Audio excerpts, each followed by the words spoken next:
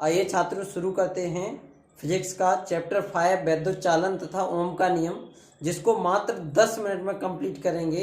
तो आप वीडियो में लास्ट तक बने रहें और देखें कंप्लीट लेसन। इसमें केवल वही टॉपिक आपको बताए जाएंगे जो बोर्ड परीक्षा में सबसे ज़्यादा महत्वपूर्ण है और 100% आने के चांसेस रहते हैं। तो देखिए जो टॉपिक हैं वो हमने बोर्ड पर दे रखे हैं और इनको हम टॉपिक वाइज अध्ययन करेंगे। तो पहला टॉपिक है वैद्युत धारा, जिसको हम देखते हैं वैद्युत धारा क्या होता है। तो आवेश प्रवाह की समय दर को विद्युत धारा कहते हैं। आवेश प्रवाह की समय दर को विद्युत धारा कहते हैं। I = Q/T। इसका मात्रक बनता है विद्युत धारा का एम्पियर। विद्युत धारा मूल राशियों में से एक है। इसी के साथ अगला जो टॉपिक है हमारा वो है मुक्त इलेक्ट्रॉनों का माध्य मुक्त पथ। अब देखिए माध्य मुक्त पथ जानने से पहले आपको समझना होगा मुक्त इलेक्ट्रॉन क्या होते हैं। तो जो धातुएं होती हैं, धातुओं में जो इलेक्ट्रॉन होते हैं ये बाह्यतम कोश में 1, 2 अथवा 3 होते हैं। 1, 2 अथवा 3 होते हैं। और देखिए पहली ऑर्बिट में 2 इलेक्ट्रॉन, दूसरे में 8 इलेक्ट्रॉन होते हैं और तीसरे वाले में 8 या इससे कम इलेक्ट्रॉन हो सकते हैं या इससे अधिक इलेक्ट्रॉन हो सकते हैं। तीसरे में भरने का जो नियम होता है वो 18 तक होता है। तो इसमें अगर धातु है तो 1, 2 अथवा 3 इलेक्ट्रॉन होते हैं। अब मान लीजिए हमने सोडियम एक एटम ले लिया जिसका परमाणु क्रमांक 11 है, इसकी बाह्यतम कोश में 1 इलेक्ट्रॉन है। तो यह 1 इलेक्ट्रॉन जो है ये अगर हम इस धातु को बाहर से कोई एनर्जी देते हैं तो ये इलेक्ट्रॉन इस ऑर्बिट को छोड़ करके चला जाता है। अब चला गया अर्थात कहने का मतलब ये ऑर्बिट को छोड़कर जाने का मतलब है ये फ्री हो गया, जिसको हम कहते हैं मुक्त इलेक्ट्रॉन। और ये जो एटम है ये बन गया आयन, धनायन। तो इस प्रकार से ये फ्री इलेक्ट्रॉन कहलाता है। अब हमें देखना है मुक्त इलेक्ट्रॉनों का, फ्री इलेक्ट्रॉनों का माध्य मुक्त पथ। तो हम क्या करते हैं, एक कोई कंडक्टर ले लेते हैं, कोई चालक ले लेते हैं जिसमें देखते हैं बहुत सारी इलेक्ट्रॉन्स हैं और बहुत सारे इसमें आयन हैं। ठीक है, बहुत सारे फ्री इलेक्ट्रॉन हैं और बहुत सारे इसमें आयन हैं, लाखों अरबों की संख्या में हैं। तो जो ये फ्री इलेक्ट्रॉन है, ये फ्री इलेक्ट्रॉन जब अपने एटम से निकला तो क्रमागत 2 आयनों के बीच टक्कर करेगा, क्योंकि जो फ्री इलेक्ट्रॉन होते हैं ये इसमें ऐसे ऐसे घूमते रहते हैं, टक्कर करते रहते हैं आयनों से।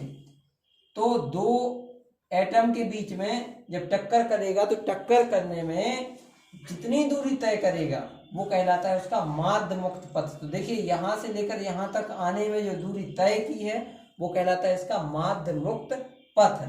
फिर इसके बाद देखते हैं श्रांति काल। श्रांति काल क्या होता है, जब इलेक्ट्रॉन 2 परमाणुओं के बीच में टकराता है। जब मुक्त इलेक्ट्रॉन 2 परमाणुओं के बीच में टकराता है तो टक्कर में लगे समय अंतराल को ही श्रांति काल कहते हैं और श्रांति काल को हम टो से प्रदर्शित करते हैं। तो ध्यान रखेंगे श्रांति काल टो। इसके बाद चलते हैं हम अगले टॉपिक पे, अनुगमन वेग। ये बोर्ड परीक्षा में हर साल पूछी जाने वाली डेफिनेशन है अनुगमन वेग। तो इसको ध्यान पूर्वक समझिए, अनुगमन वेग क्या होता है। तो देखिए हमने एक फिर से कंडक्टर ले लिया, इस कंडक्टर में ये फ्री इलेक्ट्रॉन है, फ्री इलेक्ट्रॉन है। अब जब हम इसको बैटरी से जोड़ते हैं तो बैटरी का जो विभवांतर होता है, बैटरी का विभवांतर इन मुक्त इलेक्ट्रॉनों को त्वरित नहीं कर पाता है, अर्थात इनको चलायमान करने के लिए त्वरित नहीं कर पाता है, बल्कि एक नियत सूक्ष्म वेग ही दे पाता है, 10⁻⁴ मीटर प्रति सेकंड। यही वेग अनुगमन वेग या अपवाह वेग कहलाता है। तो फिर से ध्यान से सुनेंगे, बैटरी का विभवांतर चालक के मुक्त इलेक्ट्रॉनों को एक नियत और सूक्ष्म वेग ही दे पाता है, 10⁻⁴ मीटर प्रति सेकंड, जिसे हम अनुगमन वेग कहते हैं। अब चलते हैं अगले टॉपिक की तरफ। अगला टॉपिक है मुक्त इलेक्ट्रॉनों के अपवाह वेग तथा विद्युत धारा में संबंध।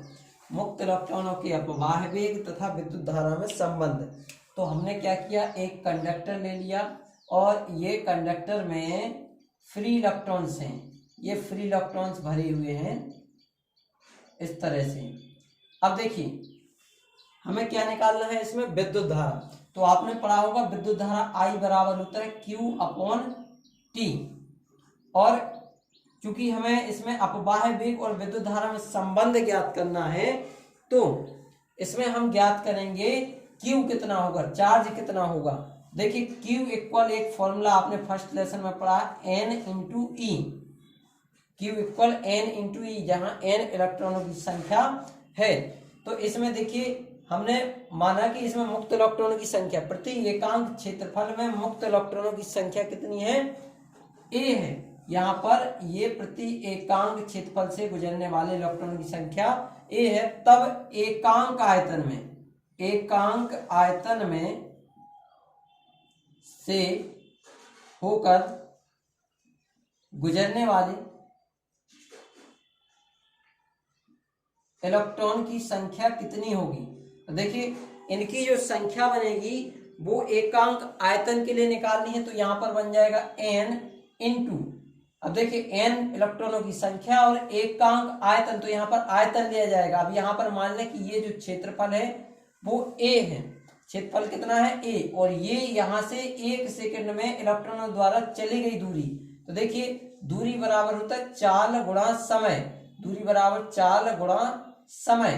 तो यहाँ पर अनुगमन वेग, चाल या अनुगमन वेग कितना है Vd, इंटू जाने में लगा समय T है। तो यहाँ पर हो जाएगा A क्षेत्रफल इंटू दूरी Vd इंटू T, तो ये आ गई इलेक्ट्रॉनों की संख्या। अब यहाँ पर Q इक्वल बन जाएगा NaVd T इंटू ई। तो I इक्वल कितना हो जाएगा, तो यहाँ पर वैल्यू रखेंगे Q का NaVd T इंटू ई अपॉन में T, तो ये T से T कैंसिल हो गया। यहाँ पर I का फॉर्मूला बना NeaVd, जिसको आप याद रखेंगे।